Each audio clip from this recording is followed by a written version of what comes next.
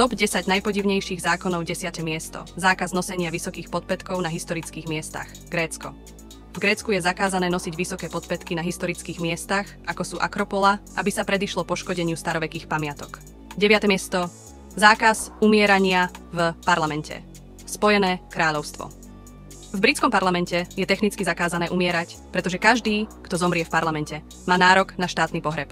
8. miesto. Zákaz žuvačky. Singapur. V Singapure je zakázané predávať a používať žuvačku s výnimkou terapeutickej žuvačky na lekársky predpis, aby sa predišlo neporiadku na verejných miestach. Hrozia za to extrémne vysoké pokuty. 7. miesto. Povinnosť chodiť v plnej zbroji. Japonsko. Vadí Arstishah.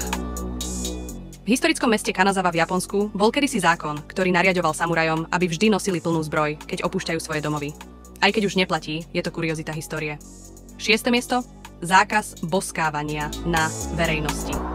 Indonézia. V niektorých častiach Indonézie je boskávanie na verejnosti považované za nelegálne a môže byť potrestané pokutou alebo väzením.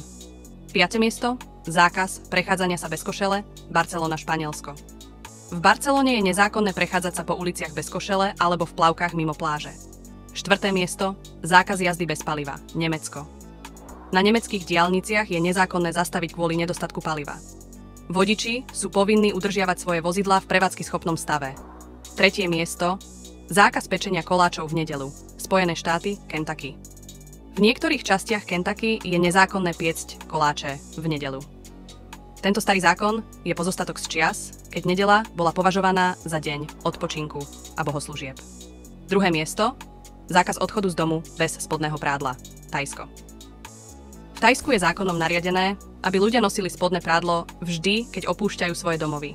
1. miesto. Zákaz umývania aut spodkami. San Francisco, USA. V San Francisku je zakázané používať spodné prádlo na umývanie aut. Tento zákon bol prijatý, aby sa predišlo nepovoleným praktikám a hygienickým problémom.